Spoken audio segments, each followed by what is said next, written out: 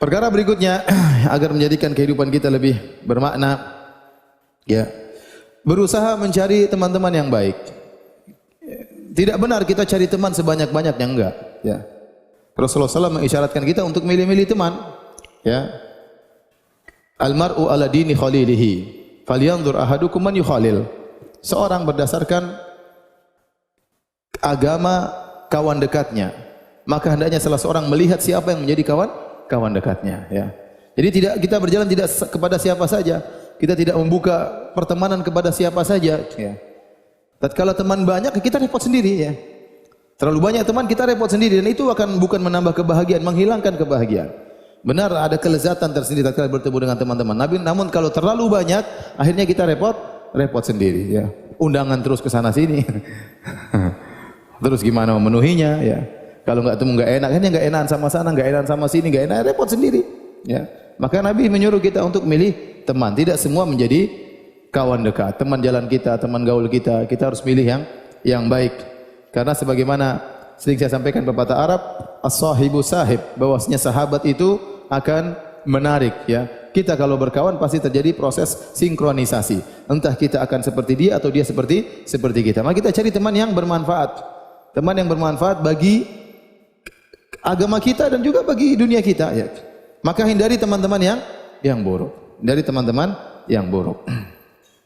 Tidak ada dalil yang paling bagus dalam masalah teman yang dekat seperti dalil yang disebut oleh Ibnu Katsir rahimahullahu taala tentang Ashabul Kahfi. Ashabul Kahfi mereka orang-orang yang soleh. Kemudian mereka waktu pergi ke Goa Al-Kahf, mereka bawa anjing. Anjing tersebut ternyata disebut-sebut dalam Al-Qur'an juga. Ikut nimbrung dapat apa? Karomah, ya. Sampai Allah sebutkan anjing beberapa kali dalam Al-Qur'an, gara-gara bukan anjingnya, gara-gara apa? Ashabul Kahfi tersebut, ya. Jadi berteman dengan orang baik itu manfaat. Jangankan manusia, hewan aja berteman dengan Ashabul Kahfi jadi disebut-sebut dalam Al-Qur'an. Itu aja enggak pernah disebut dalam Al-Qur'an. Ini anjing Ashabul Kahfi disebut-sebut oleh Allah dalam apa? Al-Qur'an, ya. Jadi seorang berusaha mencari teman-teman yang baik. Kalau teman-teman tersebut ternyata dengan bergaul dengan mereka menambah keimanan, maka peganglah teman-teman tersebut.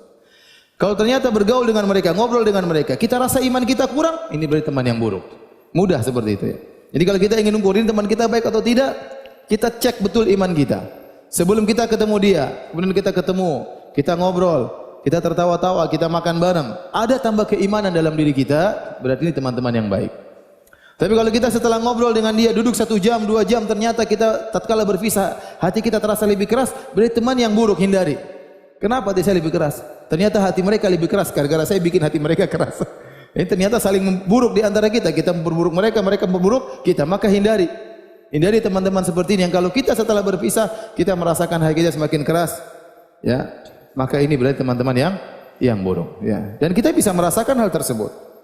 Contoh kita duduk sama kawan-kawan, ternyata teman-teman kita suka ghibah, suka menceritakan kerjanya, ceritakan kejelekan orang lain, si fulan.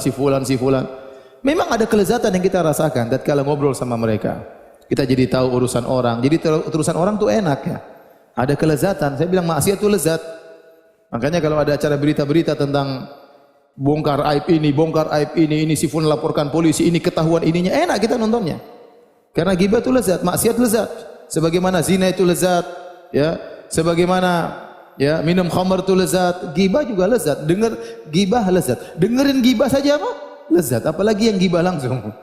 Lezat luar biasa. Makanya orang kalau udah ghibah dia biasanya enggak berhenti. Kenapa? Ya, karena dia merasakan kelezatan. Ngobrol soal si fulan enggak berhenti. Yang dengar aja enak. Ya. Nah, kalau kita ternyata punya teman-teman yang hobinya ghibah, yang hobinya ceritakan kejelekan orang, ya, yang ngomong yang tidak ada manfaatnya, setelah kita berpisah dari mereka ternyata iman kita berkurang, sudah tinggalkan. Berarti kita salah milih kawan. Mundur, tinggalkan dia secara perlahan. Jangan kita bilang enggak enak. Karena yang menjadi korban adalah agama kita. Kalau kita enggak enak terus tetap sama dia, agama kita yang hancur. Terkikis sedikit demi sedikit gara-gara kita bergaul dengan orang-orang seperti ini. Maka tatkala kita memilih teman harus benar-benar difilter, ya. Harus benar-benar difilter. Dan ini sebagaimana sabda Nabi SAW tadi, falyanzur ahadukum man yukhalil. Hendaknya salah seorang dari kalian melihat siapa yang mau dijadikan sahabatnya, ya, sahabatnya. Jadi Nabi SAW mengatakan, "Mathalul jalisis salih wal jalisis su", perumpamaan teman yang baik maupun teman yang buruk, kata Nabi, seperti kehamil misik, seperti wasahibil kir, seperti orang yang wanafikhil kir, seperti orang yang menjual minyak wangi dengan orang yang menggunakan alat tiup untuk besi, ya, memanaskan besi.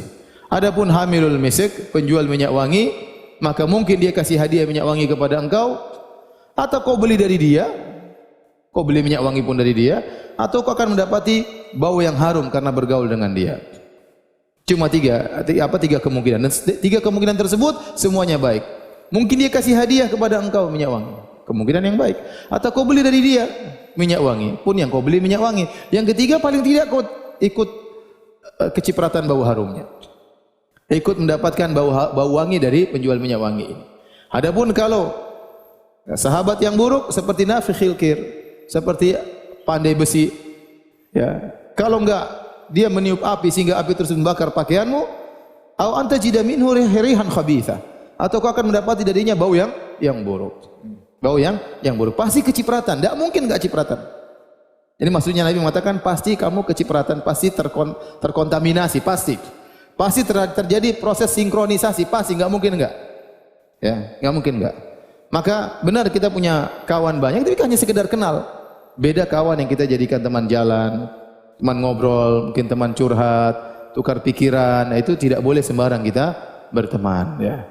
Tidak boleh sembarang kita berteman, harus milih-milih. Ini saya sampaikan kepada bapak pun ibu-ibu pun demikian. Tidak semua dijadikan kawan dekat, tidak semua dijadikan teman ngobrol, ya. Nah, kita harus memilih-milih, kita harus selektif. Kalau ternyata sebagian ibu-ibu ternyata setiap ketemu pasti ngomongin orang, tinggalkan. Jadi masalah teman ini sangat prinsip dalam kehidupan kita. Mempengaruhi gaya bicara kita, mempengaruhi gaya pemikiran kita, mempengaruhi tujuan hidup kita, ya. Maka jangan sampai salah milih teman. Apalagi teman kita sering ketemu. Nah, kalau waktu kita ternyata habis buat yang tidak bermanfaat, jadi hidup kita sia-sia, tidak bermakna. Tapi kalau teman tersebut mengajak pada kebaikan, ya, sehingga waktu kita terfokus pada kebaikan, kita ketemu, kita ngobrol, kita bercanda biasa, tetapi ada yang menjadi pusat sama-sama tujuan kita, itu sama-sama misalnya untuk kebaikan, sama-sama untuk dakwah, sama-sama untuk belajar misalnya. Maka harus selektif dalam mencari teman. Kapan ada teman yang ternyata kita bergaul dengan dia mengurangi iman kita, tinggalkan, jangan ragu-ragu. Jangan ragu-ragu demi kehidupan antum di dunia maupun di akhirat.